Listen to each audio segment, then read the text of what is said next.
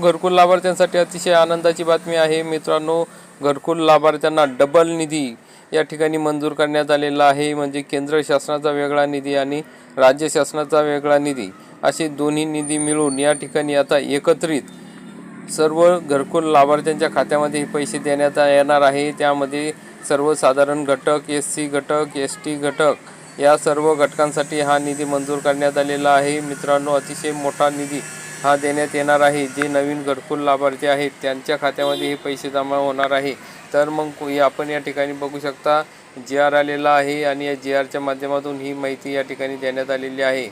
या ठिकाणी आपण बघू शकता प्रधानमंत्री आवास योजना अंतर्गत वैयक्तिक स्वरूपातील घरकुल बांधकाम ST घटकासाठी केंद्र हिस्साच्या समरूप राज्य हिस्साचा निधी वितरित करण्याबाबत महाराष्ट्र शासन गृहनिर्माण विभाग यांचा 5 जून 2026 रोजीचा हा GR आहे मित्रांनो। प्रधानमंत्री आवास योजना शहरी या अंतर्गत वैयक्तिक स्वरूपातील घरकुल बांधकाम लाभार्थ्यांसाठी बघा केंद्र हिस्साचे 12,69,60,000 तसेच राज्य हिस्साचे 8,46,40,000 असे मिळून 21,16,00,000 एवढा निधी मंजूर करण्यात आलेला आहे। परिशिष्ट 1 मध्ये ही माहिती देण्यात आलेली आहे। या GR मध्येच तुम्हाला सर्व जिल्ह्यांची व त्या जिल्ह्यांमधील सिटींची म्हणजे शहरांची नावं दिलेली आहे आणि त्यामध्ये किती निधी मंजूर करण्यात आलेला आहे याबाबत सुद्धा माहिती देण्यात आलेली आहे। आणि त्या भागातील सर्व घरकुल लाभार्थ्यांना हा निधी त्यांच्या खात्यावर वैयक्तिक स्वरूपातील घरकुल बांधकाम घटकांतर्गत मंजूर घरकुलसाठीच्या प्रथम हप्त्यासाठी वितरित करण्यात येत असून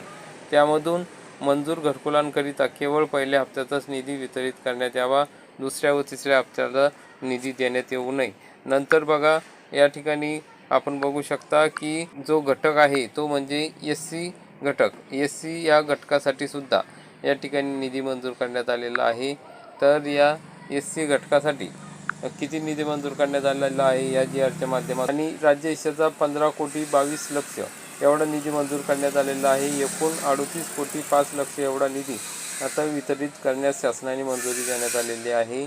तर या ठिकाणी हा GR आपण या ठिकाणी बघू शकता, नावे पण बघू शकता आपल्या शहरातील कोणकोणत्या भागात हा निधी मंजूर करण्यात आलेला आहे त्यामध्ये सर्व माहिती देण्यात आलेली आहे। आणि सर्वात मोठा जो घटक असतात सर्वसाधारण घटकासाठी या ठिकाणी निधी मंजूर करण्यात आलेला आहे। मोठ्या प्रमाणात निधी मंजूर करण्यात आलेला आहे। आजचाच हा GR आहे मित्रांनो। सर्वसाधारण घटकासाठी एवढा निधी मंजूर करण्यात आलेला आहे। यामध्ये राज्य हिस्साचा 158,99,28,000 एवढा निधी मंजूर करण्यात आलेला आहे।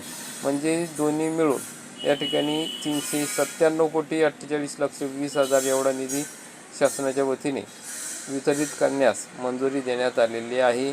तर मित्रांनो अशा पद्धतीने आता हे तिन्ही घटक मिळून या ठिकाणी हा निधी मंजूर करण्यात आलेला आहे। सदर निधी जो आहे तो खर्च करताना तो निधी वैयक्तिक स्वरूपातील घरकुल बांधकाम घटकांतर्गत मंजूर घरकुलांसाठीच्या प्रथम हप्त्यासाठी वितरित करण्यात येत असून त्यामधून मंजूर घरकुलांकरिता केवळ पहिल्या हप्त्याचाच निधी वितरित करण्यात यावा, दुसऱ्या व तिसऱ्या हप्त्याचा निधी यामधून मंजुरी देण्यात येऊ नये।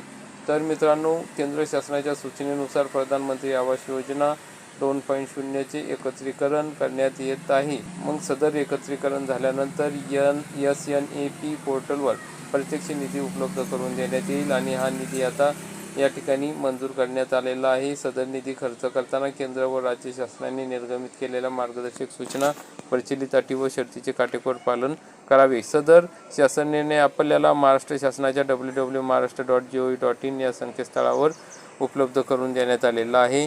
तर या ठिकाणी आपण बघू शकता तसेच आपल्या टेलिग्राम चॅनलवरती सुद्धा हा GR देण्यात आलेला आहे। तर आपण या ठिकाणी बघू शकता शहरांची नावं आहे, जिल्ह्यांची नावं आहे आणि जिल्ह्यांच्या नावामधील शहरे आहे तर त्यामध्ये किती निधी मंजूर करण्यात आलेला आहे देण्यात आलेले आहे। आपण सुद्धा आपल्या शहराचे नाव, आपल्या जिल्ह्याचे नाव या ठिकाणी बघू शकता आणि माहिती मिळवू शकता। अशा प्रकारची महत्त्वाची अपडेट होती। व्हिडिओ आवडल्यास व्हिडिओला लाईक करा, चॅनलला सबस्क्राईब करा आणि जास्तीत जास्त घरकुल लाभार्थ्यांपर्यंत हा व्हिडिओ नक्की शेअर करा। धन्यवाद। जय हिंद, जय महाराष्ट्र।